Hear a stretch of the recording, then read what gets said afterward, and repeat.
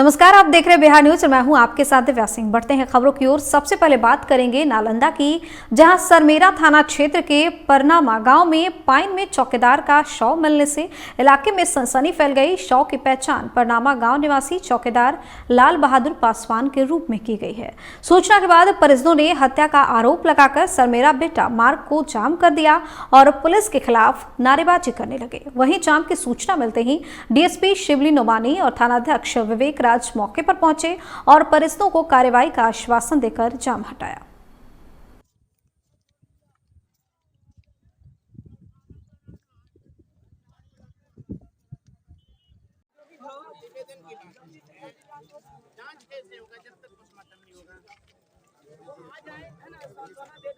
सामान कटने की हम लोग उसके क्या पे देते हैं नहीं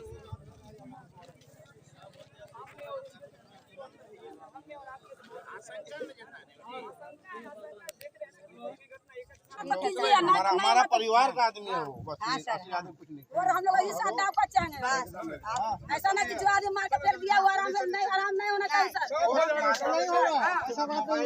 होना तो नहीं चाहिए। पता चल जाएगा मोबाइल नंबर का डिटेल हम लोग मंगवा लेंगे। नीचे जब तक एसपी साहब यहाँ नहीं आएंगे तब बृहद पैमाने पर अब जांच नहीं करिएगा। ये हम लोग को पता चलता है। बृहद पैमाने पर जांच तभी होगा जब एसपी साहब आएंगे, तब बृहद पैमाने पर जांच होगी।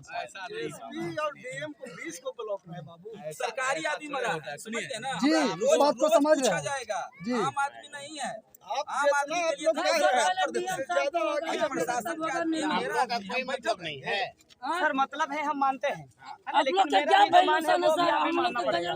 दबा दिया जाएगा, हम लोग का कागज दबा दिया जाएगा, हम लोग के बात भी। चुप रहिए ना आप, जाइए। ये भी तो नहीं सर कि यहीं पर मारा होगा।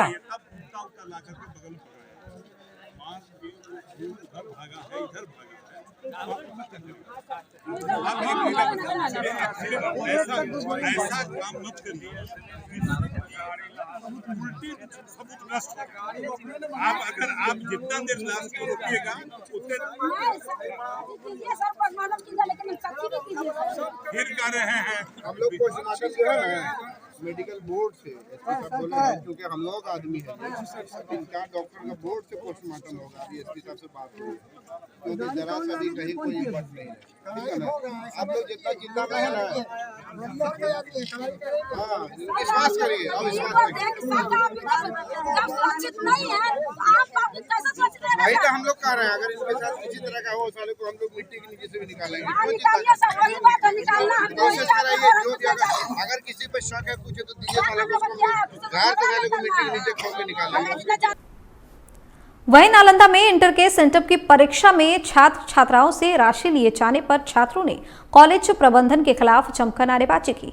नारेबाजी कर रहे छात्रों का आरोप है कि नामांकन के समय ही छात्रों से सभी राशि ले ली गई थी। इसके बावजूद कॉलेज प्रबंधन द्वारा सभी छात्रों से 300 रुपए की मांग की जा रही है। वहीं कॉलेज के प्राचार्य डॉक्टर मणिकांत सिन्हा ने बताया कि सेंटअप की परीक्षा में विश्वविद्यालय द्वारा किसी प्रकार की राशि कॉलेज को नहीं दी जाती है, इसलिए छात्रों से 300 रुपए ली गई है। छात्रों के प्रदर्शन को देखते हुए वह राशि भी लौटा दिया जाएगा। वापस करो, वापस करो, हमारी पैसा वापस करो, वापस करो, वापस करो, काले धंधे बंद करो, बंद करो, बंद करो, हमारी पैसा वापस करो, वापस करो, वापस करो, काले धंधे बंद करो, बंद करो, बंद करो, काले धंधे बंद करो, बंद करो, बंद करो। चीज को लेकर के यहाँ हंगामा कर रहे हैं। हम यहाँ पे एग्जाम 11, 12 का जो एग्जाम सेटअप एग्जाम होता है, 12 का एग्जाम चल रहा है, जिसमें सेटअप एग्जाम का 300 रुपये एक्स्ट्रा प्रेडिकल का पैसा लिया जा रहा है, जो कि विरुद्ध है। क्योंकि 11th कोरोना काल में हम सबसे पैसा लिया गया था, 420 का चालान कटा था, वो एग्जाम नहीं हुआ। आज इस एग्जाम के लिए 300 रुपये एक्स्ट्रा, जो कि एग्जाम से पहले चालान कटता है, एग्जाम टाइम चालान नहीं कटता। एग्जाम टाइम आज बैंक में आके आप चालान कटाइए, ये रूल है ही नहीं। जो किसान कॉलेज के विरुद्ध में हम सब खड़ी हैं कि ऐसा नहीं होता है सर। 300 रुपये जो 420 का जो चालान कटा था वो हमारे 1-2 साल पहले 11th एग्जाम में कट गया था, उसका एग्जाम में लिया गया था, तो क्यों हम पैसा वापिस, क्यों पैसा 300 रुपये एक्स्ट्रा दें। दूसरा कॉलेज में 300 रुपये की राशि ली जा रही है। इंटर सेंटअप एग्ज़ाम में आज से नहीं विगत 10 वर्षों से परीक्षा, चूँकि हम लोग लोकल लेवल पर लेते हैं, इसलिए जो है सो कुछ उसके लिए जो है सो ये किया गया है। तो मिनिमम हम लोग जो है इसके लिए क्वेश्चन कॉपी हम लोग छपवाते हैं, सारी चीज़ें, इसका प्रैक्टिकल का एग्ज़ाम हम लोग लेते हैं। इस वजह से जो है सो एक चार्ज रखा गया कि कहाँ से किया जाएगा। सरकारी कॉलेज में कुछ इसका जो है सो पैसा सीधे जो है सो फंड इसमें जाता है, बैंक में जाता है, ये कॉलेज फंड में जाता है और इसी से हम लोग जो है सो इसको ऑर्गेनाइज, इसकी कॉपी का इवैल्यूएशन हम लोग लोकल लेवल पर करते हैं, ठीक है, इन्विजिलेशन हम लोग लोकल लेवल पर करते हैं। इसलिए ये आवश्यक हो गया है कि कुछ पैसा लेकर करके हम लोग ये कंडक्ट करते हैं। इसके लिए इंटर काउंसिल से एक भी पैसा नहीं दिया जाता है। देख लीजिए, इस बार पहली बार है जो कि क्वेश्चन दिया गया है। 10 वर्षों से कभी आप पता लगा लें कि कहीं क्वेश्चन भी नहीं दिया जाता था, न कॉपी दिया जाता था, सब हम लोग छपवाते थे यहाँ पर, ठीक है।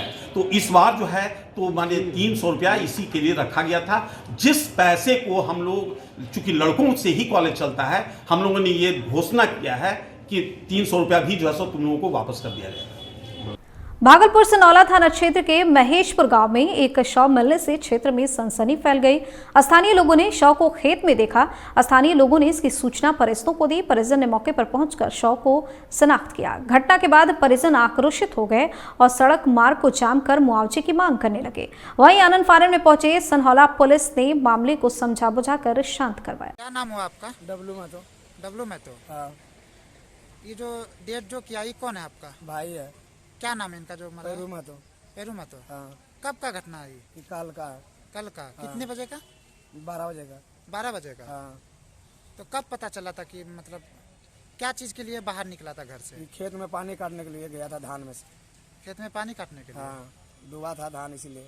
अच्छा, तो आपको ये कब पता चला कि ऐसे ऐसे बात हुआ? पता तो हम फोन जब लगाने लगे इसके मोबाइल में तो व्यस्त बताने लगा। व्यस्त बताने हाँ, उसके बाद 5 बजे किए तो स्विच ऑफ बताने लगा। उसके बाद हम लोग को शंका हो गया कि कहीं ये चला गया। उसके बाद हम लोग बिहार में, दाण में, पोखर में खोजने लगे। रात में भी खोजे, 11 बजे तक रात में नहीं मिला। फिर 3 बजे से खोजे, नहीं मिला। सूचना आप थाना को दिए थे? हाँ, थाना को दिए थे 10 बजे। 10 बजे दिए? हाँ, खोज उज के मैंने फिर दिए, फिर खोजे, नहीं मिला। फिर बाद में कोई घनश्याम चक्का आदमी वार्ड फोन किया कि लहास वहाँ दाड़ी में, तो हम लोग गए तो फिर उठा के लाए। तो ग्रामीण के द्वारा पता चला कि वहाँ पे है? हाँ, लेकिन इससे पहले हम लोग खोज चुके थे, नहीं था वहाँ। जहाँ लाश था वहाँ हम लोग पहले पहुँच चुके, वहाँ नहीं था लाश। नहीं था? नहीं, ये 2 बजे मिला हमको। 2 बजे इसी जगह पे? अब वो उसी जगह मिला जहाँ खोजे, वहाँ नहीं था दिन में। 2 बजे मिला वहाँ। तो सरकार से आप क्या मांग चाहते हैं? सरकार से क्या मांग करें कि बच्चा, प्रशासन से क्या मांग चाहते हैं? जो घटना किया उसको जो उचित कार्रवाई हो दिया जाए।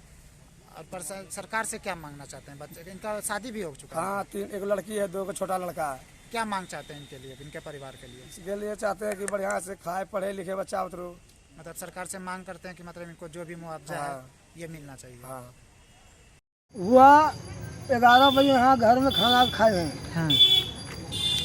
धान का खेत हमारा डूबा था। धान पक गया है, धान डूब गया था। हम कह रहे बेटा चलो ऊपर में ढट्ठा लगा देना और हम धनवा ओढ़ा देंगे।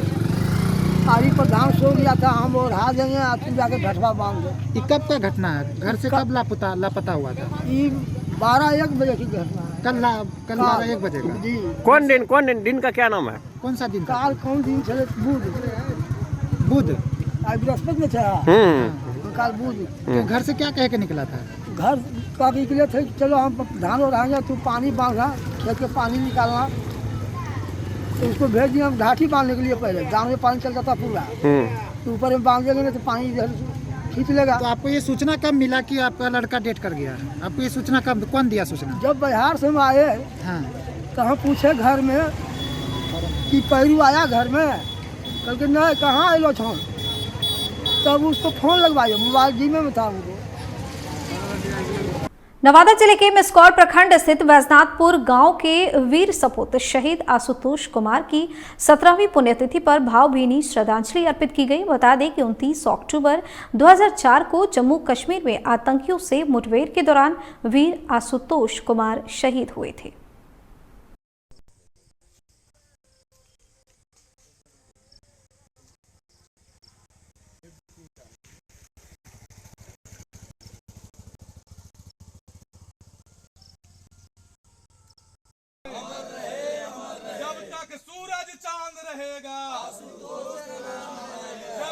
सूरज चांद रहेगा, जब तक सूरज सूरज चांद रहेगा, जब तक सूरज चांद रहेगा, जब तक सूरज। 3 नवंबर को त्रिस्तरीय पंचायत चुनाव मसौड़ी प्रखंड में होने जा रहा है, तो ऐसी स्थिति में वहां क्या कुछ तैयारियां चल रही हैं, इसका जायजा लिया हमारे संवाददाता अजय ने।